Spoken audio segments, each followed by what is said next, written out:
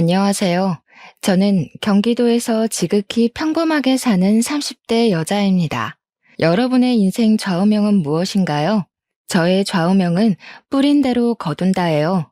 저희 부모님은 제가 어릴 때부터 남에게 상처를 주면 그 상처가 그대로 돌아오고 도움을 주면 제가 힘들 때 도움을 받을 수 있다고 가르치셨어요. 그래서 제가 말이나 행동을 할 때 남에게 상처 주지 않도록 늘 조심하라고 하셨죠. 이러한 가르침 덕에 제가 학교 다닐 때나 직장에 다닐 때 주변 사람들과 그 흔한 말싸움 한번 하지 않고 두루두루 좋게 지냈어요. 그런데 이런 제가 살면서 처음으로 말싸움을 하게 된 사람이 있는데 그 사람이 바로 저의 형님이세요. 제 형님은 저보다 한 살이 많아요. 처음에 인사드리러 갔을 때도 되게 날카롭게 이야기하고 자기 동생인 남편을 엄청나게 아끼더라고요. 그리고 무엇보다 남편과 시아버지가 대형 병원에서 일하는 의사라는 자부심이 정말 강했어요. 사실 우리 집은 그냥 노후 걱정만 안 해도 되는 지극히 평범한 집안이거든요. 형님은 우리 집 사정을 듣고 평범한 평민이 의사 남편과 시댁 만나서 팔자를 고치려 한다며 처음 만날 때부터 저를 그다지 곱게 보지 않더라고요. 그래도 제가 형님이랑 사는 것도 아니니 그냥 참고 넘겼죠. 인사하고 집에 오는 길에 남편에게 형님은 어떤 사람인지 물어봤어요. 형님이 어렸을 때 아버지는 병원에서 야간 근무하시고 오셔서 주무시고 어머니가 형님을 돌보는데 끓는 물을 놓치는 바람에 형님의 몸과 얼굴에 화상을 입었어요. 그래서 바로 수술을 해야 하는 상황이었는데 그때는 화장 수술비가 너무 비싸 제대로 수술을 시켜주시지 못했대요.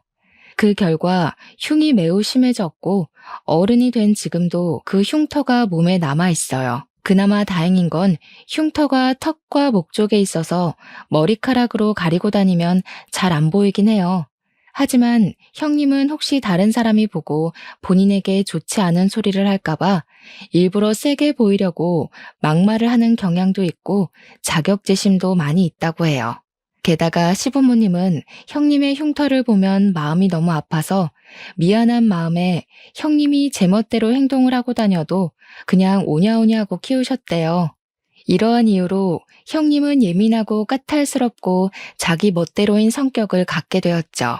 그래도 말은 조리 있게 잘해서 용케 회사에 들어는 가는데 성격 문제로 오래 다니지 못하고 매번 금방 관뒀다고 하더라고요. 이러한 남편의 이야기를 들으니 솔직히 형님이랑 좋은 사이로 유지하기 쉽지 않겠다고 생각했지만 그래도 남편을 사랑하고 형님을 본다면 얼마나 보겠어 라는 생각에 크게 문제가 될 것은 아니라고 생각했어요. 결혼하고 신혼여행을 다녀와서 시댁에 인사를 드리러 가니 친척들이 다 집에 계시더라고요. 저는 한복을 차려입고 시부모님께 큰절하고 앉았어요. 그랬더니 형님이 제게 신혼여행 가서 시부모님과 자신에게 전화를 매일 하지 않았다고 구박을 하더라고요. 친척들이 다 계신 데서 형님이 뭐라고 하시니 기분이 좀 상했지만 그래도 결혼한 지 얼마 되지 않아 아직은 많이 눈치가 보일 시기기에 그냥 앞으로는 전화 자주 드리겠다고 말했어요. 시어머니는 여행 다녀와서 힘들 테니 편한 옷으로 갈아입고 저녁을 먹자고 하셨어요. 제가 알겠다고 하고 옷을 갈아입으려고 가려는데 형님은 바로 저녁 식사 준비를 하라고 하더라고요. 신혼여행 후에는 시댁에서 친척들과 지인들에게 며느리가 직접 밥을 차려야 한다면서요. 그러면서 선심을 쓰듯이 반찬과 국은 있으니 그냥 상만 차려오라고 하더라고요. 그래서 저는 한복을 입고 15인분의 밥상을 차렸네요. 밥을 다 차리고 저도 밥을 먹으려고 앉았는데 이번에는 형님이 물을 가져와라. 국이 다 식어서 다시 데워야겠다. 여기 반찬이 다 떨어졌으니 가져오라고 하면서 제가 앉아있을 시간을 전혀 주시지 않더라고요. 그 덕에 저는 밥을 하나도 먹지 못하고 음식만 열심히 날랐네요. 시부모님은 그런 형님에게 신우짓 하지 말라고 하셨지만 형님은 친척들도 다 계신 자리에서 시부모님께 날카롭게 한마디 하더라고요. 그래도 우리 집이 일반 집도 아니고 엄연히 의사가 둘이나 나온 집안인데 별 볼 일 없는 일반 평민 주제에 이 정도는 해야지. 안 그래요, 다들? 어떻게 감히 여기에 껴서 밥을 처먹으려고 그래? 형님은 친척들 앞에서 저를 완전히 무시하더라고요. 시아버지가 뭐라고 하시긴 하셨지만 형님이 워낙에 막무가내이기도 하고 친척들이 계셔서 크게는 혼내지 못하셨어요. 형님은 친척분들이 식사를 다 하시고 나니 저에게 당연한 듯이 설거지를 시키더라고요. 저는 아무 도움 없이 혼자 설거지까지 마무리 지었어요. 부엌을 정리하고 부엌에서 나오니 이번에는 과일과 차를 내오지 않고 뭐 하냐고 하시더라고요. 다시 저는 부엌에 들어가 과일과 따뜻한 차를 한 상 내왔어요. 형님은 과일을 먹다가 제게 옆에 앉아보라고 하더라고요. 그리고 우리 집 며느리들이 지켜야 할 규칙이 있다며 일러주더라고요. 일단 매일 시부모님께 안부 전화해야 돼. 그리고 매달 첫 토요일에는 무조건 우리 집에 와서 다 같이 점심 저녁을 먹어야 해. 또 제사와 차례는 하늘이 두 쪽이 나도 반드시 참석해야 한다. 원래 우리 엄마가 이런 거 알려줘야 하는데 엄마가 워낙에 착하셔서 이런 얘기 못하고 도리어 며느리 시집살이 사실까봐 내가 대신 얘기하는 거야. 알겠니? 형님의 어이없는 요구에 황당하긴 했지만 그래도 시댁에 온 첫날이기도 하고 친척들도 계셔서 괜히 분란을 만들기 싫어서 일단은 알겠다고 했네요. 그리고 다음 날부터 형님의 본격적인 시집살이가 시작되었어요. 형님은 매일 아침 제게 전화해서는 시부모님께 안부 전화를 하라고 하시더라고요. 그러고는 저녁 때 또 전화해서는 안부 전화를 했는지 안 했는지 확인 전화까지 했어요. 제가 안 했다고 하는 날에는 며느리가 돼서 시부모님께 연락도 안 드리냐며 잔소리를 해대더라고요. 결혼 후 처음으로 맞이하는 첫째 주 토요일. 형님은 무조건 시댁에서 밥을 먹으라고 했지만 결혼하고 친구들에게 인사하고 밥을 사준다고 가지 못했어요. 솔직히 말하면 그때 형님의 말을 주의 깊게 듣지 않아 잊어버리고 있었어요. 친구들과 함께 있는데 형님이 전화 오더라고요. 우리 집에서 같이 매주 첫째 주 토요일에는 같이 밥을 먹어야 한다고 하지 않았냐면서요. 그러면서 빨리 오라고 5분에 한 번씩 전화가 오는데 정말 돌아버리겠더라고요. 결국엔 친구들에게 양해를 구하고 시댁에 일단 갔어요. 시댁에 도착하자마자 형님은 내 말이 말 같지가 않냐면서 엄청 뭐라고 하셨어요. 저는 도무지 듣고만 있을 수가 없어서 형님에게 화를 내며 따져 묻기 시작했어요. 이게 바로 제 인생 처음으로 한 말싸움이었죠. 형님이 말씀하신 거 잊어버려서 죄송은 한데요. 그런다고 친구들에게 결혼식 와줘서 고맙다고 밥을 사는데 5분마다 한 번씩 전화하는 것은 좀 너무하신 거 아닌가요? 네가 무슨 돈이 있다고 밥을 사. 이거 다 내 동생 돈으로 사는 거 아니야? 잘하는 짓이다. 우리 상우는 병원에서 그렇게 뼈가 빠지게 일하는데 너는 그 돈으로 친구들 밥도 사고 아주 팔자 좋아. 아니요, 오늘 친구들 밥은 결혼 전에 제가 모아둔 돈으로 샀어요. 남편 돈으로는 공동 생활비만 쓰고 있어요. 시부모님은 점점 언성이 높아지는 저와 형님을 말리셨지만 형님은 자기 동생 돈으로 제 친구들에게 밥을 사줬다는 오해를 하시며 화를 엄청나게 내시더라고요. 저는 형님의 이러한 지나친 간섭이 답답했지만 제 남편은 병원 일로 이야기는커녕 얼굴 보기도 힘들고 잠도 거의 자지 못하고 눈만 뜨고 다니는 상황인 것을 알기에 어쩔 수 없이 혼자 속으로 사겼답니다. 결혼 후 첫 명절이었어요. 남편은 역시 또 당직이라 병원에 있었고 저 혼자 시댁에 음식을 장만하러 갔었어요. 형님은 말로만 참견하며 잔소리를 했지만 이미 그 전에 몇 번 당해봤던 터라 그냥 그런가 보다 하고 한 귀로 듣고 한 귀로 흘렸어요. 음식 장만은 시어머니가 음식을 주로 하셨고 저는 뒤에서 보조 역할만 해서 생각보다 힘들지 않더라고요. 그런데 명절 당일 아침부터 형님이 자꾸 제게 이것저것 시켰어요. 아침에 차례를 지내고 설거지를 하고 집에 가려는데 갑자기 제가 해주는 음식들이 맛있다며 음식을 만들어주고 가라는 거예요. 제가 친정에 가야 한다고 해도 친정이 먼 것도 아니고 시간이 걸리면 얼마나 걸린다고 그러느냐며 자꾸 해달라는데 매정하게 안 해주고 가기도 조금 그렇더라고요. 그래서 음식을 다 만들었더니 또 지금은 입맛이 없다며 먹지도 않아요. 그리고 이제는 정말 집에 가려는데 주방 후드 청소까지 싹 시키더라고요. 저는 그런 형님의 말을 무시하고 제 짐이 있는 작은 방에 갔어요. 그런데 웬걸 형님이 문을 잠가버렸더라고요. 형님, 여기에 제 짐 있는데 방문 좀 열어주세요. 어머, 실수로 문이 잠겼네. 그런데 자물쇠가 없어서 어쩌나. 오늘 올케 집에 못 가겠네. 원래 며느리는 명절 다 끝나고 가는 거야. 무슨 벌써 집에 가려고 해. 그냥 이렇게 된 김에 오늘 자고 가.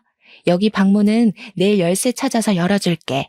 이러한 형님의 어이없는 만행으로 저는 그날은 결국 시댁에서 잠을 자고 다음날 형님이 이제야 열쇠를 찾았다며 문을 열어주어 연휴 마지막 날 친정에 갈 수 있었어요. 결혼 후 두 번째 명절 때는 시어머니가 입원하셔서 이번에는 차례를 지내지 말자고 시댁으로 오지도 말라고 하시더라고요. 남편도 병원 당직이라 출근해서 저는 오랜만에 늦잠을 잔 후 천천히 친정에 갈 준비를 하고 있었어요. 그런데 누군가가 우리 집 배를 누르더라고요. 문을 열어보니 형님이었어요. 형님의 손에는 커다란 장바구니가 있었고 그 안에는 음식 식재료가 가득 있었죠. 올케, 내가 예전에 얘기했지? 며느리는 반드시 하늘이 두 쪽이 나도 시댁의 제사와 차례를 지내야 한다고. 설마 우리 엄마 병원에 계신다고 차례 안 지내려던 거 아니지? 빨리 내가 장 봐온 거로 음식 장만해. 내가 도와줄게. 형님은 시어머니도 지내지 말라던 차례를 반드시 지내야 한다며 굳이 장을 봐오셔서는 음식을 장만을 시키셨어요. 처음에는 분명히 도와서 같이 한다고 해놓고서는 갑자기 급한 전화가 왔다며 자리를 뜨시더라고요. 한참을 지나도 오지 않길래 보니 큰방 침대에서 잠을 자고 있었어요. 결국 저 혼자 음식을 다 장만하고 차례도 지내고 뒷정리도 온전히 저 혼자 다 했죠. 정리까지 마친 뒤 할 일을 다 했으니 이제 친정집으로 가려고 짐을 챙기고 있었어요. 차례도 다 지냈으니 이제 친정에 가야 할 것 같아요. 그러니 형님도 이제 집에서 나가주세요. 저 지금 나갈 거예요. 뭐? 나가라고? 옳게. 그게 형님한테 할 말이야? 그리고 우리 상우가 먹고 자고 하는 집인데 집안 꼬락서니가 이게 뭐니? 이따가 상우 오면 푹 쉬어야 하니까 같이 집안 대청소도 하고 정리도 하고 가. 형님은 괜히 집의 상태를 지적하며 끝까지 나가지 않았어요. 제가 표정이 좋지 않거나 말대꾸라도 하면 감히 네가 의사 누나한테 말대꾸냐며 도리어 화를 버럭 내더라고요. 그렇게 나가지 않고 끝까지 버티는 형님 때문에 두 번째 명절에도 연휴 마지막 날에 친정에 갈 수 있었어요. 그 뒤로 저는 아이를 가졌어요. 아무 문제 없이 무사히 아들을 낳았고 이름은 시아버지의 뜻에 따라 김성준이라고 지었어요. 그 후 조리원에 2주 동안 있다가 성준이를 데리고 집에 왔는데 집에 형님이 있는 것이 아니겠어요? 옳게 살이 많이 쪘네. 이러다가 우리 상우가 바람이라도 피면 어쩌려고. 관리 좀 해야겠다. 아기를 이제 막 낳고 온 사람에게 몸은 괜찮냐고 말하지는 못할 망정 살이 많이 쪘다느니 관리 좀 하라는 게 말이나 되나요? 저는 참지 않고 바로 형님에게 따졌어요. 아기 낳고 왔으니까 그러죠. 아, 형님은 아직 결혼을 안 해서 애를 안 낳아봤으니 모르시나 봐요. 감히 하늘 같은 형님한테 무슨 말대꾸야? 네가 우리 집 장손 낳았다고 이제 눈에 뵈는 게 없어? 나한테 예의 좀 지켜. 알았어? 본인이 예의 없는 소리를 해놓고 도리어 저한테 화를 내는 형님한테 한 소리를 더 하고 싶었지만 하필 그때 성준이가 울어서 어쩔 수 없이 그 정도만 할 수밖에 없었네요. 저는 우는 성준이를 데리고 큰 방으로 갔어요. 방에서 성준이를 달래고 모유를 먹이니 금세 잠이 들더라고요. 조심히 침대에 눕히고 큰방 문을 닫고 나왔는데 형님이 우리 장손 자냐며 굳이 문을 다시 열더라고요. 그러고는 자꾸 볼을 만지고 손발을 만지작거렸어요. 저는 형님한테 그러다가 성준이가 깨면 우니까 어서 나오라고 했어요. 그래도 끝까지 버티고 계시더니 기어이 성준이를 깨웠어요. 결국 저는 잠시도 쉬지 못하고 다시 성준이를 안았죠. 그뿐만이 아니라 냉장고를 뒤져서 음식을 막 꺼내서 먹고 그러다가 접시를 깨고 바닥에 유리 조각이 있는데도 어떻게 치워야 하는지 모르겠다며 저에게 알아서 치우라고 하더라고요. 그날 저는 우는 성준이도 돌보고 형님이 깨트린 접시도 치우고 형님이 흘린 음식도 닦으며 정말 정신이 하나도 없이 보냈네요. 형님은 그날 이후 하루가 멀다고 저에게 영상통화를 하셨어요. 심할 때는 하루에 3번도 전화를 하셨죠. 한 번 전화를 시작하면 최소 30분은 통화했어요. 그럼 저는 아무것도 하지 못하고 30분 동안 벌서듯이 핸드폰을 들고 있어야 했어요. 한 번은 제가 음식을 하고 있어서 대충 핸드폰을 세워놓았더니 성준이가 제대로 보이지 않는다며 큰 소리로 불러대며 우리 집 장손 얼굴을 보여달라며 닥달을 하더라고요.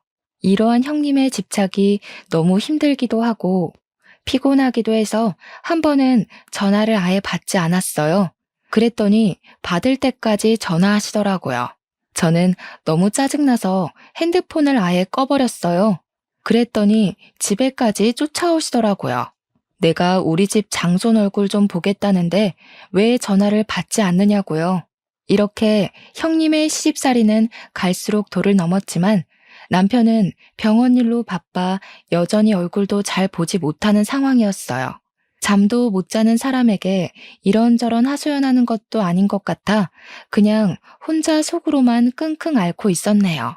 하루는 엄마가 제가 좋아하는 게장을 했다면서 점심때 오라고 하시더라고요. 나가려는데 또 형님이 전화가 왔어요.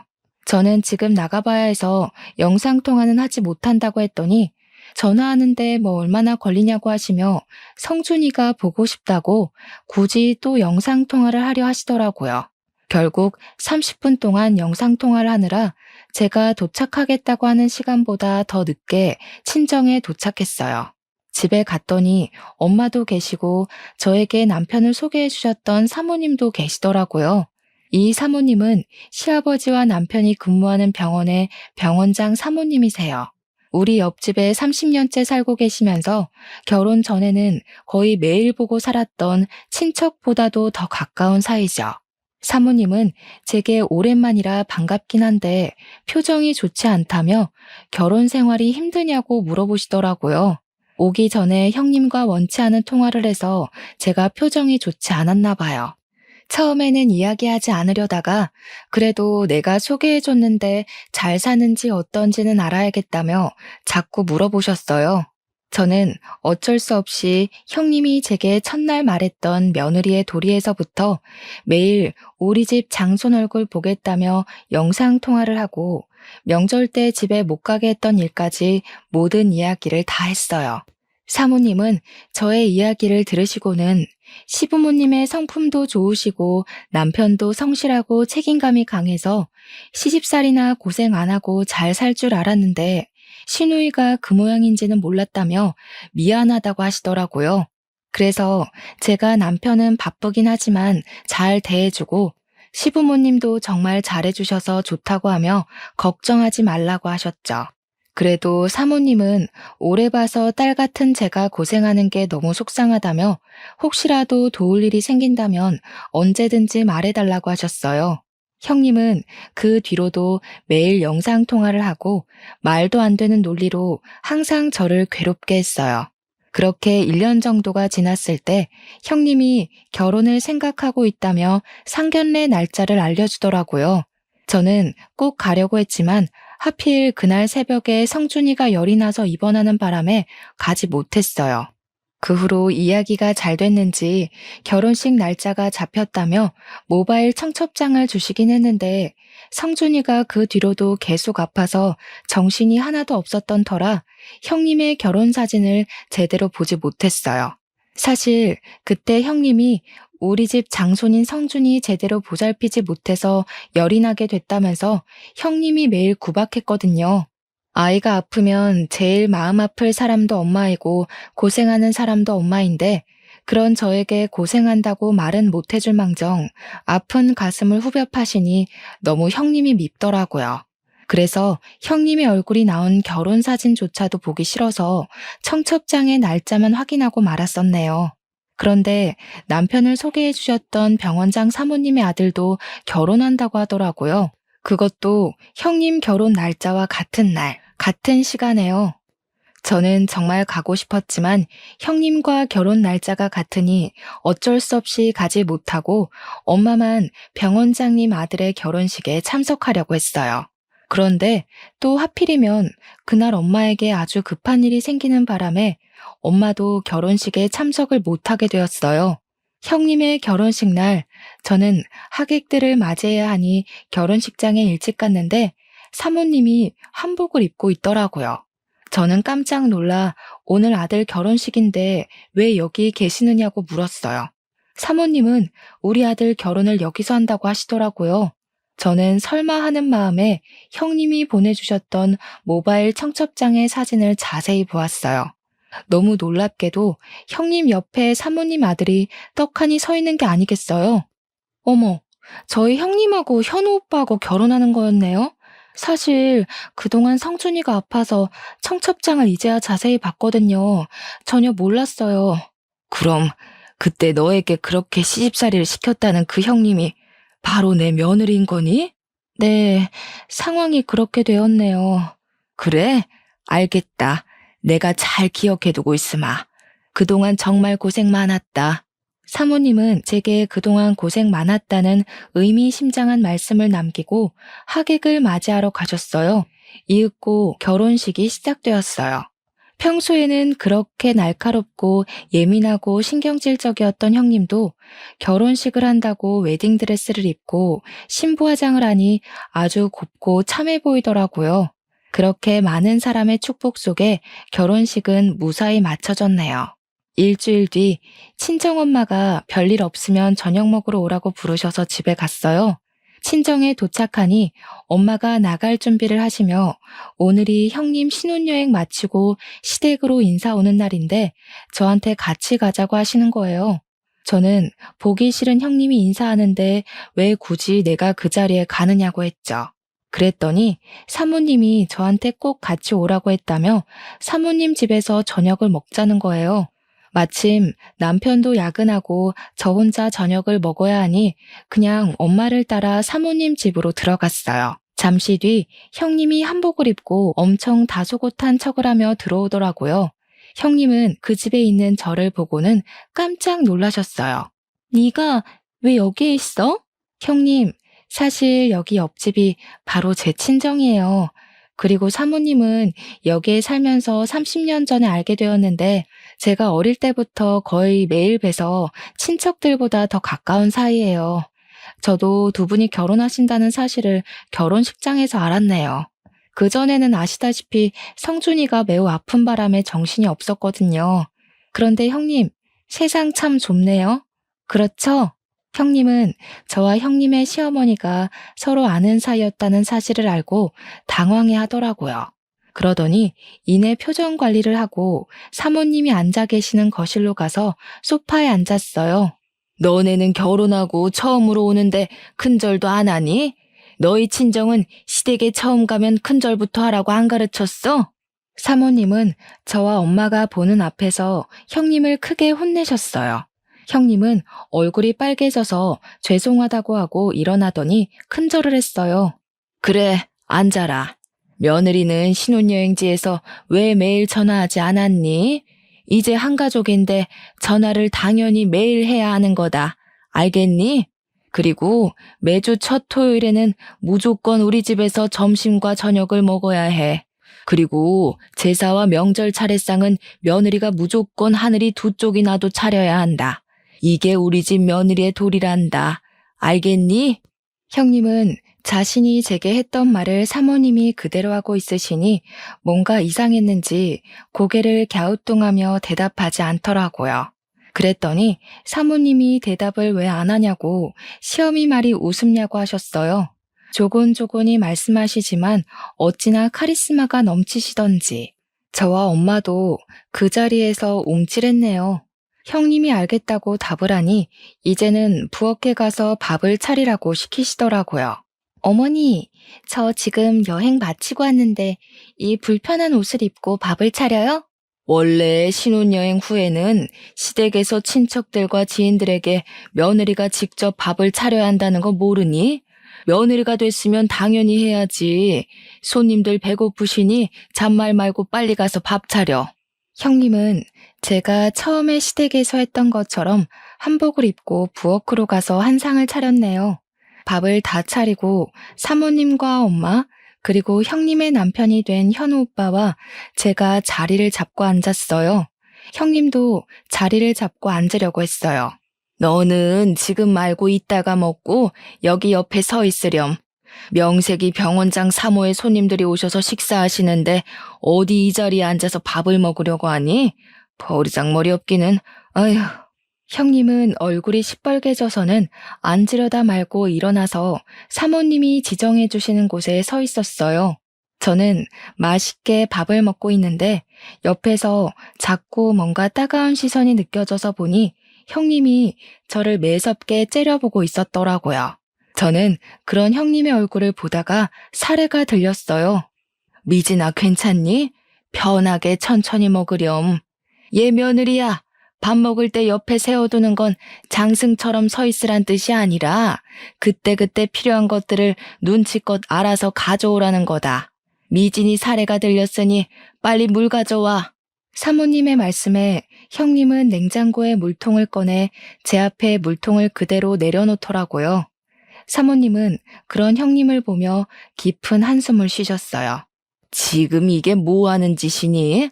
아휴, 이럴 때는 손님한테 물통을 통째로 내어드리는 게 아니라 네가 물컵을 가져와서 따라줘야 하는 거야. 내가 너에게 이런 것도 하나하나 가르쳐야겠니? 무슨 초등학생도 아니고. 형님은 사모님께 또 한 소리를 듣고는 아주 짜증난다는 표정으로 컵을 챙겨와서 물을 따라줬어요. 그런 형님의 표정을 보고 있자니 고소하기도 하면서 뭔가 형님을 더 놀리고 싶은 생각이 들더라고요. 그래서 일부러 제 국이 식어서 그런데 국을 다시 따뜻하게 데워달라고 했어요. 형님은 아주 못마땅한 표정을 지으며 못 들은 척 하더라고요. 예, 못 들었니? 내 손님 미진이가 국을 데워달라잖아. 어서 따뜻한 국으로 가져다 주렴. 명색이 병원장 사모의 손님인데 당연히 이 정도 대접은 받아야지 않겠니? 결국 형님이 죽을 상으로 다시 국을 끓여서 가져오는데 얼마나 화가 났는지 형님의 손이 부들부들 떨리더라고요. 평소 같았으면 이미 다 뒤집어 엎었을 사람인데 평소에 그리 무시했던 제 앞에서 이렇게 당하고 있으니 아마 미치고 팔짝 뛸 노릇이겠죠. 저는 아주 고소하게 생각하며 음식을 맛있게 먹었답니다. 저녁을 다 먹고 나서도 사모님은 당연히 설거지는 며느리의 몫이라며 형님에게 설거지를 시키셨어요. 저는 사모님과 함께 거실에 앉아 차와 과일을 마시며 담소를 나눴어요. 설거지를 마친 형님이 부엌에서 나오자 사모님은 거실 소파에 잠깐 앉아보라고 하시더라고요.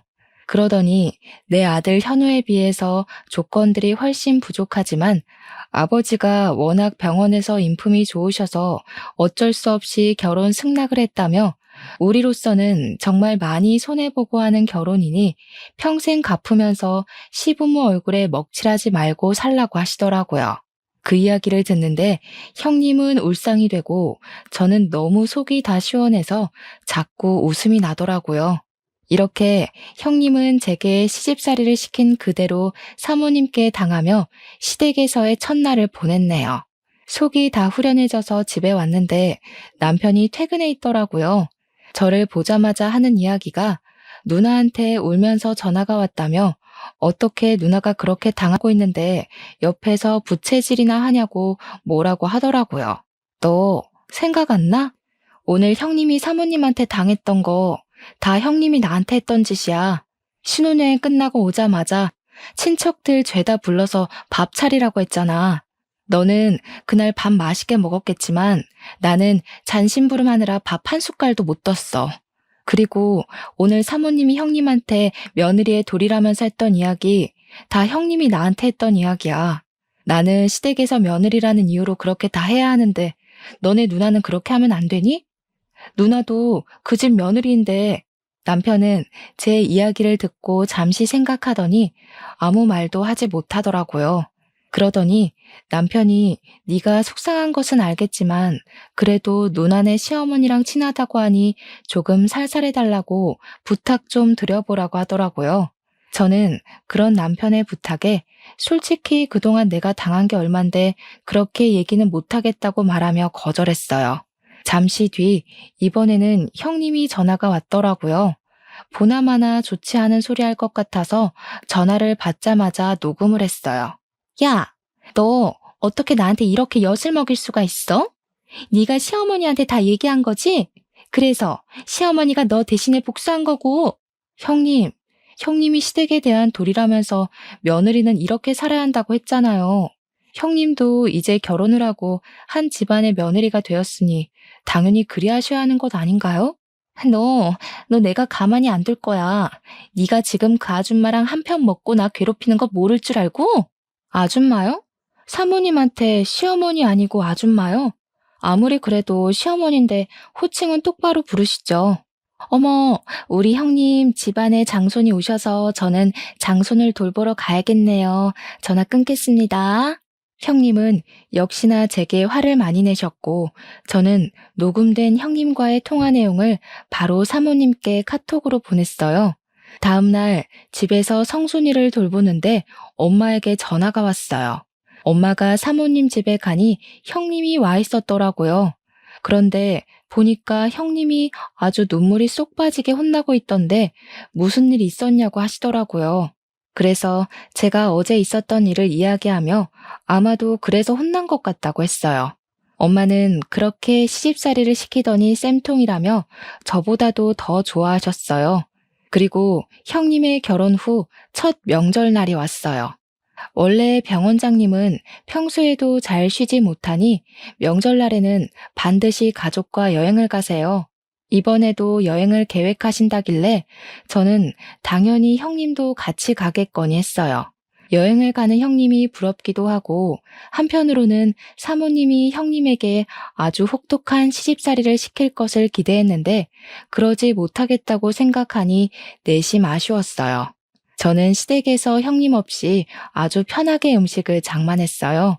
음식을 하다 보니 생각보다 재료가 많이 부족해서 시부모님과 남편은 장을 보러 나가고 저와 성준이 둘이 시댁에 있었어요. 그런데 여행을 갔다고 생각했던 형님이 들어오시는 게 아니겠어요? 어떻게 여기 오세요? 원래 명절 때마다 병원장님 여행 가시는 걸로 알고 있는데. 다들 갔지? 나보고도 같이 가겠느냐고 묻더라고. 근데 솔직히 시댁이랑 가면 불편하잖아. 그래서 안 가겠다고 했더니 그럼 나보고 혼자 차례 음식 준비하고 차례 지내라는 거야. 원래 며느리들은 제사나 차례를 하늘이 두 쪽이 나도 지내야 한다고. 그게 말이 돼? 그래서 그냥 네 하고 차례 안 지내고 여기 온 거야. 그래요? 그래도 형님이 그 집 며느리인데 당연히 차례 지내야죠. 가만히 있자. 사모님한테 명절 인사 한번 드려봐야겠네. 잠시만요. 형님은 제가 사모님한테 전화를 걸자 잽싸게 말렸지만 이미 사모님이 전화를 받으신 상태였어요. 저는 일부러 스피커폰으로 바꾸어 사모님과 통화를 했어요. 사모님, 여행을 잘 가셨죠? 사실 지금 저희 시댁에 형님이 있는데 어떻게 할까요? 난 분명히 우리 집에서 차례 지내라고 했는데 걔가 왜 거기 있니? 바꿔보렴. 저는 스피커폰으로 형님에게 제 핸드폰을 건넸어요. 형님이 떨리는 목소리로 말을 하자 사모님이 노발대발 하시더라고요. 내가 우리 집에서 차례 음식 차리고 혼자 차례상 차려서 지내라고 했는데 왜 말을 안 듣니? 첫 명절인데 시부모 말이 말 같지가 않아? 당장 얼른 가라. 가서 상 차리고 영상통화해라. 알겠니? 형님은 알겠다고 대답하고 전화를 끊고 저한테 왜 전화를 걸어서 이렇게 귀찮게 만드냐고 뭐라고 하더라고요. 그때 장을 보러 가신 시부모님과 남편이 도착했어요. 너는 첫 명절인데 시댁에 안 있고 왜 여기 있니? 다들 여행 갔는데 나 혼자 시댁에 남아서 차례를 지내라 하잖아. 말이 돼? 그래서 여기로 왔는데 세상에 전현이 시어머니가 자기 아는 사모님이라고 전화 걸어서 나 욕먹게 했어. 당연한 거 아니니? 네가 며느리한테도 그렇게 알려주지 않았니? 당장 너희 시댁에 가서 차례상 차려라. 어떻게 너는 내 얼굴에 이렇게 먹칠을 해? 아빠, 어떻게 나한테 그래? 지금 시아버지, 시어머니가 날 얼마나 괴롭히시는지 알아? 나 정말 너무 힘들어서 이혼하고 싶다고. 병원장님 내외분 경우가 없으신 분 아니시다. 네가 뭘 잘못해서 그런 거겠지. 그런 줄 알고 앞으로는 절대 이렇게 오지 마라. 이혼? 이혼해서 나랑 네 동생 얼굴에 먹칠만 해봐. 그땐 우리 영 끊고 넌 집에서 쫓겨나는 거야. 명절을 편하게 보낼 생각에 집으로 왔던 형님은 시아버지와 시어머니의 성화에 다시 울면서 사모님 댁으로 가더라고요. 저는 그 후로 형님 없이 아주 편한 명절을 보냈어요. 그 뒤로 형님한테 전화가 왔어요. 형님은 제게 시댁의 시집살이가 너무 힘들다고 이혼하고 싶다고 하더라고요. 저는 형님이 이혼하고 싶은 것을 왜 제게 말씀하시냐고 물었어요. 이혼하고 싶어서 우리 엄마한테 전화했더니 엄마도 사돈이 병원장님이신데 이혼하면 아빠와 동생이 병원 생활 힘들어져서 안 된다고 하면서 말리시더라. 그래서 저한테 이런 이야기 하시는 이유가 뭐예요? 네가 내 시어머니께 잘 말씀드려서 우리 형님 좀 적당히 봐달라고 하면 안 돼? 이제 형님이 잘 빌려준다고 말해줘. 나도 이제 너한테 신우짓 절대 안 할게. 정말 내 동생처럼 생각할게. 부탁해. 제발 나 좀 도와줘. 형님이 제게 울먹이면서 이야기하는데 정말 눈물겹더라고요. 하지만 저는 형님한테 그 전에 너무 많이 당했던 터라 형님의 그런 부탁에도 눈 하나 깜빡하지 않았어요.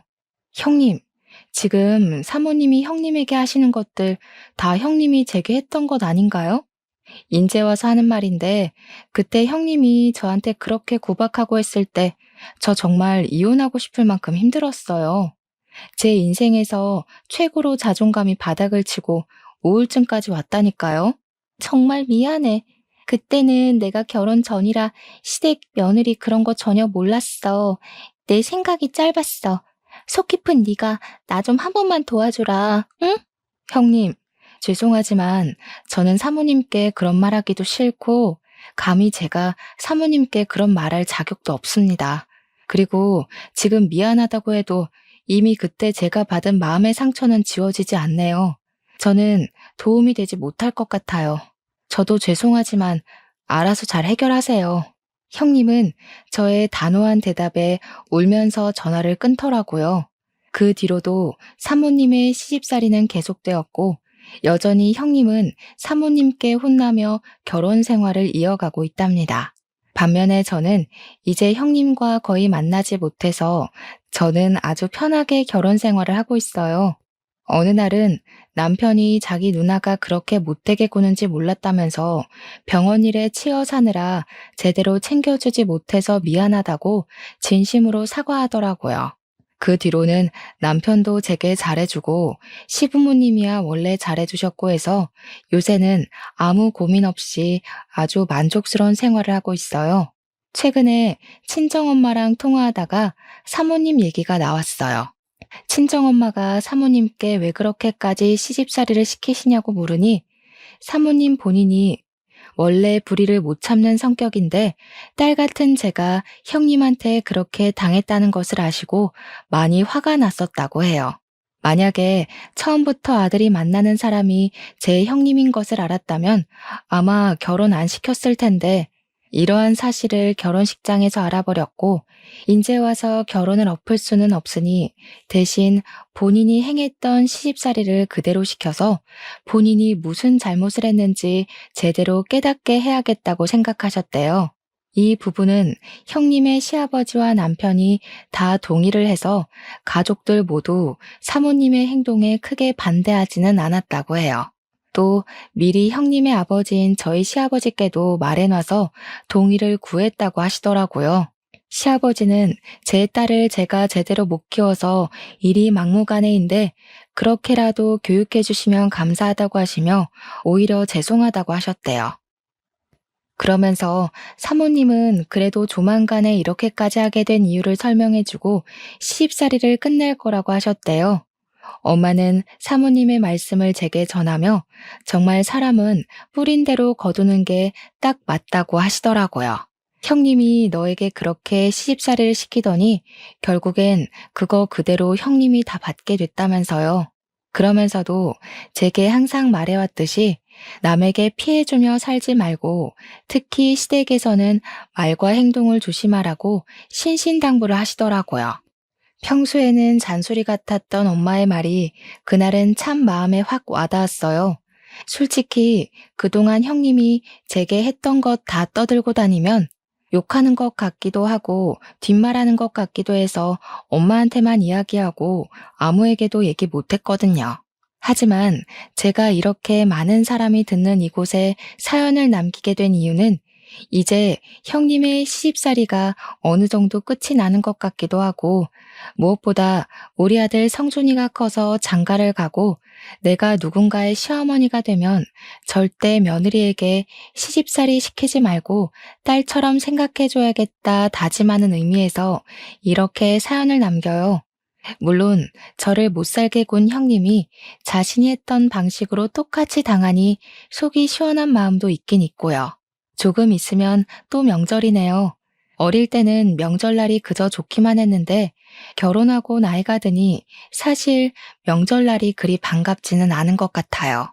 결혼 전에는 친척들이 제 미래를 너무 걱정해 주셔서 힘들고 결혼 후에는 결혼 전처럼 편하게 행동하기에는 눈치가 보이니 힘든 것 같아요. 분명히 오랜만에 친척들을 만나서 반가워야 할 명절인데 요새는 여러 가지 상황에 의해 그러지 못하니 명절의 참된 의미가 많이 퇴색된 것 같아서 뭔가 씁쓸하기도 하고 그러네요. 문득 이런 생각이 들어요. 집안에서 누군가의 시누이가 되시는 분들은 시댁이 어렵고 불편할 며느리들을 배려해주고 누군가의 며느리가 되시는 분들은 혹시라도 부당한 대우를 받는다고 느꼈을 때 참고 참다가 나중에 폭발해서 더 큰 상황을 만들지 말고 바로 이야기해서 같이 문제를 해결해 나가면 조금 편해지지 않을까 하는 생각이에요. 물론 말처럼 그리 쉽게 이루어지지는 않겠지만 그래도 이번 명절만큼은 시누이, 며느리 모두 다 행복해지기를 기원하며 사연을 마칩니다. 들어주셔서 감사해요.